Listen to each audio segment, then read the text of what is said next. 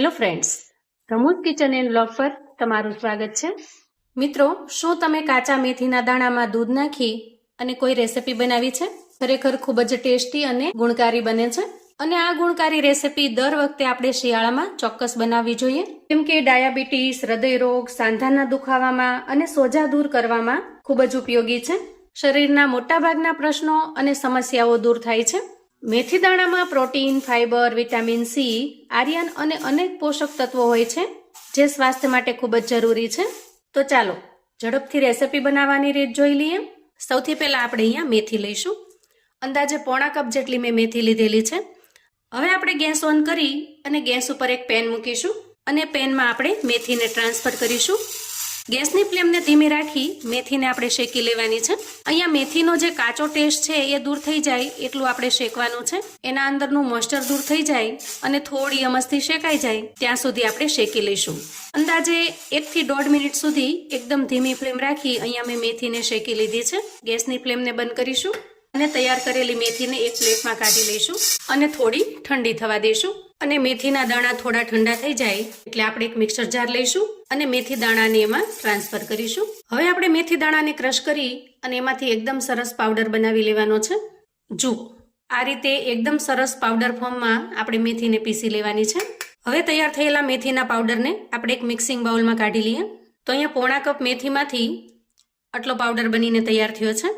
હવે આપણે અહીંયા પોણી કટોરી જેટલું દૂધ લઈશું. તો જે વાટકીના માપથી આપણે મેથી લીધેલી છે એ જ વાટકીના માપથી આપણે દૂધ પણ લઈશું. ખાસ કરીને કોઈ કટોરી, વાટકી કે કપને માપ તરીકે સેટ કરી દેવાનો. દૂધને આપણે મેથીના પાવડરની અંદર મિક્સ કરી દેવાનું છે. પોણા કપ મેથી સામે પોણા કપ દૂધ એકદમ પરફેક્ટ માપ છે. હવે દૂધને આપણે મેથીના પાવડરની અંદર ખૂબ સરસ રીતે મિક્સ કરી લેવાનું છે. આ રીતે થોડી વારની અંદર જ મિશ્રણ ઘાટું થવા લાગશે. હવે આપણે આ મિશ્રણને ઢાંકી અને 10 મિનિટ માટે રેસ્ટ થવા દેશું, જેથી દૂધ અને મેથીનો પાવડર એકદમ સરસ રીતે મિક્સ થઈ જાય. હવે ફરી આપણે ગેસ ઉપર પેન મૂકીશું અને અંદાજે એક નાના ચમચા જેટલું ચોખ્ખું ઘી લઈશું. હવે જુઓ, ઘી સરસ રીતે મેલ્ટ થઈ ગયું છે. એ સમયે આપણે અડધી કટોરી જેટલી આખી બદામ લઈશું અને એને પેનમાં ટ્રાન્સફર કરીશું. સૌથી પહેલા બદામને આપણે થોડી ઘીની અંદર રોસ્ટ કરી લઈએ. બદામને થોડી વાર ઘીની અંદર શેકી લીધા પછી ફરી એ જ કટોરીના માપથી આપણે અડધી કટોરી જેટલા કાજુ લઈશું અને એને પણ મિક્સ કરીને સારી રીતે શેકી લઈશું. બદામને શેકાતા થોડી વધારે વાર લાગે એટલે મેં પહેલા બદામ શેકી છે અને પછી તરત જ આપણે એમાં કાજુ ઉમેર્યા છે. હવે અહીંયા બદામ અને કાજુ સરસ રીતે શેકાઈ ગયા છે. હવે આપણે આ બંનેની અંદર મખાના ઉમેરીશું. તો મખાના આપણે અહીંયા 2 વાટકી જેટલા લેવાના છે અને મખાનાને પણ સરસ રીતે શેકી લેવાના છે. જુઓ, અહીંયા ત્રણેય વસ્તુ સરસ રીતે શેકાઈ ગઈ છે. ગેસની ફ્લેમને આપણે બંધ કરીશું અને બધી જ વસ્તુને ઠંડી થવા દઈશું. બધી જ વસ્તુ સરસ રીતે ઠંડી થઈ જાય એટલે આપણે મિક્સર જાર લઈશું અને શેકેલા બધા જ ડ્રાયફ્રૂટ્સને એમાં ટ્રાન્સફર કરીશું. ઢાંકણ ઢાંકી સરસ રીતે પીસી લઈશું. તો જુઓ, અહીંયા બધા જ ડ્રાયફ્રૂટ્સને આપણે સરસ રીતે પીસી લીધા છે. આજની રેસીપી એકદમ હેલ્ધી, ખૂબ જ શક્તિવર્ધક અને શિયાળા માટે સ્પેશિયલ રીતે બનાવીશું. હવે ડ્રાયફ્રૂટ્સના પાવડરને આપણે સાઈડ પર મૂકીશું અને ગેસ ઉપર પેન મૂકી પેનમાં આપણે 1 ચમચા જેટલું શુદ્ધ ઘી લઈશું. હવે ઘી ગરમ થઈ જાય એટલે આપણે અહીંયા ગુંદરને ઘીમાં શેકી લઈશું. અહીંયા મેં એક નાની વાટકી જેટલો ગુંદર લીધેલો છે. હવે જુઓ, અહીંયા ગુંદર તૈયાર છે. હવે તૈયાર થયેલા ગુંદરને પણ આપણે ક્રશ કરી લેવાનો છે. તમને જો આખો ફાવે તો તમે આ રીતે આખો પણ રાખી શકો છો, પણ ક્રશ કરી લેવાથી રેસીપીમાં એનો ટેસ્ટ ખૂબ જ સરસ લાગશે. ગુંદરને પણ આપણે સરસ રીતે ક્રશ કરી લીધો છે. હવે જુઓ, અહીંયા દૂધની અંદર આપણે જે મેથીને પલાળીને રાખેલી છે એ એકદમ સરસ ઘાટું મિશ્રણ બની ગયું છે. આ રીતે મિશ્રણને આપણે ચમચીની મદદથી થોડું અલગ કરી લઈએ. હવે ગેસ ઓન કરી ગેસ ઉપર આપણે કડાઈ મૂકીશું અને કડાઈમાં અંદાજે 2 ચમચા જેટલું ઘી લેવાનું છે. જુઓ, ધીરે ધીરે ઘી મેલ્ટ થઈ રહ્યું છે. હવે ઘી સરસ રીતે મેલ્ટ થઈ જાય એટલે આપણે પલાળીને તૈયાર કરેલો મેથીનો ભૂકો ઉમેરી દઈએ અને ઘીમાં સારી રીતે મિક્સ કરી લઈએ. અહીંયા જો મિશ્રણમાં ગાંઠા બની ગયા હોય તો આ રીતે ચમચાની મદદથી થોડું પ્રેસ કરી અને બધા જ ગાંઠાને દૂર કરી લેવાના. તો જુઓ, અહીંયા મેથીને આપણે ખૂબ સરસ રીતે શેકી લીધી છે અને જ્યારે આ રીતે મેથી શેકાશે ને ત્યારે એની એકદમ સરસ સુગંધ પણ આવશે. હવે આ રીતે તૈયાર થઈ જાય એટલે આપણે 1 કપ જેટલો ઘઉંનો લોટ ઉમેરીશું. જે આપણે રોટલી કરવા માટે રૂટીનમાં ઉપયોગમાં લેતા હોઈએ એ જ લોટ લેવાનો છે અને ખૂબ સરસ રીતે મિક્સ કરી લઈશું. તો જુઓ, અહીંયા બંને વસ્તુ સરસ રીતે મિક્સ થઈ ગઈ છે અને સરસ રીતે શેકાઈ પણ ગઈ છે. ઘઉંનો લોટ પણ ખૂબ સરસ રીતે શેકાઈ ગયો છે. જુઓ, એનો કલર પણ થોડો ચેન્જ થઈ ગયો છે.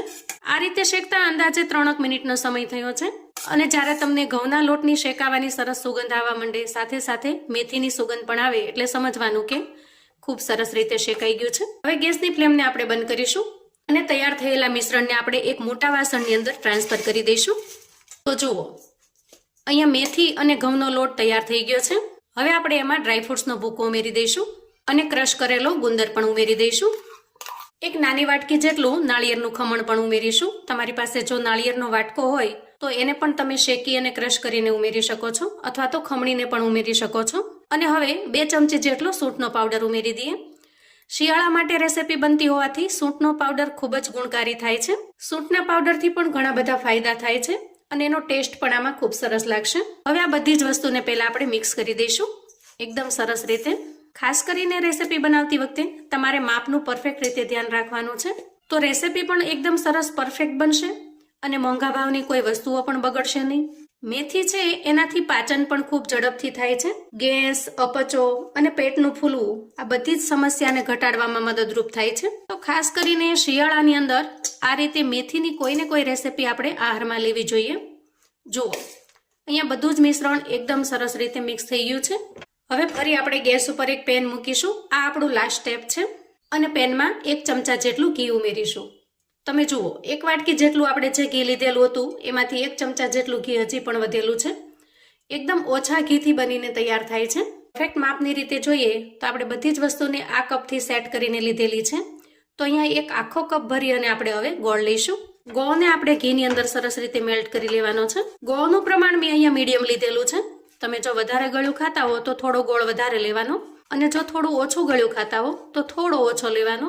અહીંયા આપણે ગોળની પાય કે કશું જ બનાવવાનું નથી. ગોળને સિમ્પલી એકદમ સરસ રીતે મેલ્ટ કરી લેવાનો છે અને થોડું અમથું ગોળનું જે કાચાપણું છે એ દૂર થઈ જાય ત્યાં સુધી એને ચલાવી લેવાનો છે.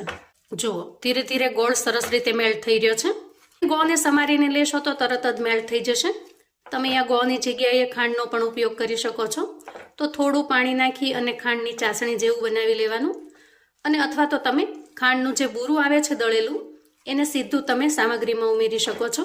જુઓ, આ રીતે થોડા બબલ્સ થાય એટલે સમજવાનું કે ગોળ પરફેક્ટ તૈયાર છે.